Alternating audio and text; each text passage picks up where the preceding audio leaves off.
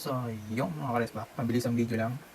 So, magpapalit ako ng lens ng A11 Pro na 5K action camera. So, dumating na kasi yung in-order kong lens. Ayan. So, ito yung in-order ko sa Lazada. Sana natin ito ngayon. Huwag na tayo magpaligoy-ligoy pa. Ayan.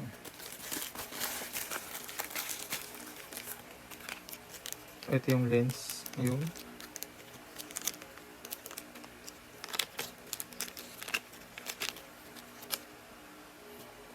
Ito yung lens.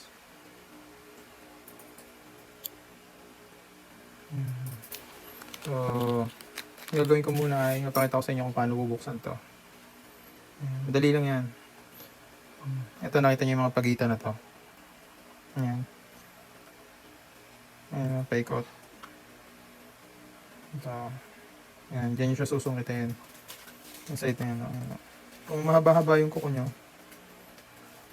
ayan, kung mahaba-haba yung kuko nyo, idaan nyo lang yung kuko nyo dyan sa bawat sulok.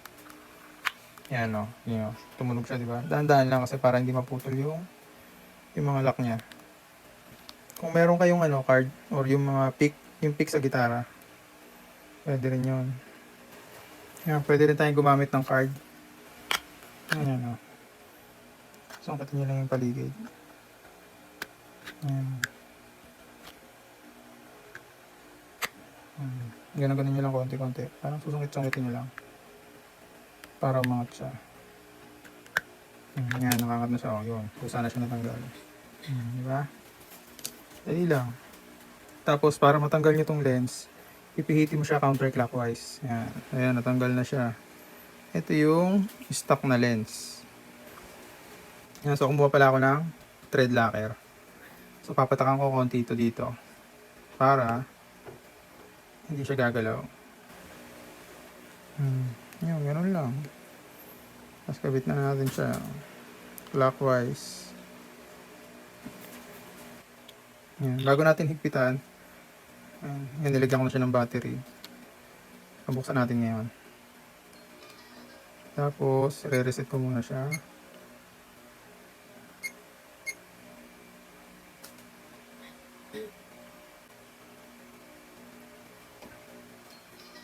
Yan, nag-reset na siya. So, ngayon ay September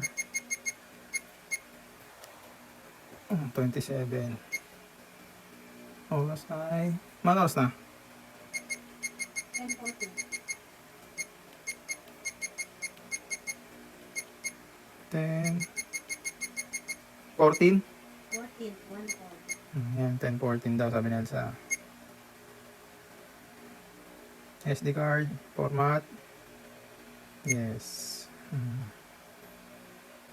Yan, so ito ngayon siya. Nakita niya malabo siya, di ba? So, kailangan natin siyang i-adjust. Hitin natin ng clockwise.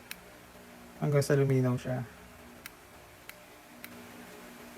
Yan, lumilinaw na.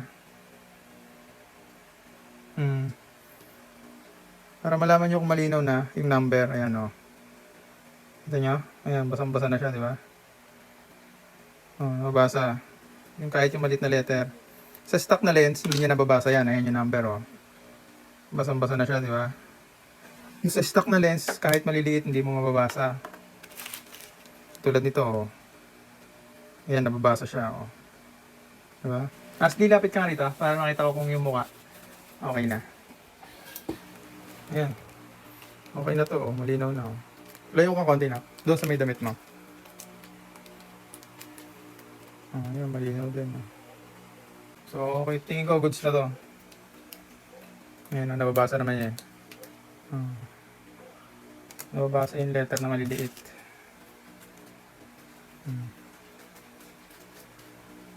Tsaka ano nyo, wide angle siya. Compare doon kanina. Diba? Tapos ngayon, kakabit na natin yung takip. Ganun din sa pagkabit. Lagay mo lang isang side muna. Tapos pindutin mo siya paikot. Ang kagandahan nito, lapat na lapat yung ano nyo. Lapat na lapat yung lens na nabili ko. Ayan o. Walang gap. Parang stock din siya. Pero ang pagkakaiba niya sa harap, mas malapad yung lens niya sa harap. Kita niyo? Ngayon, lalagay ko ito rito.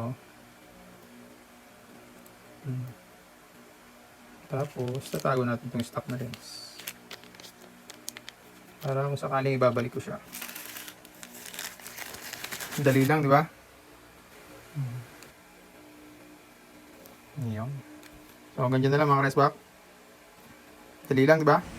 Yan, so abangan nyo na lang po yung susunod na video. Ilalabas natin yung resulta ng quality ng lens na to.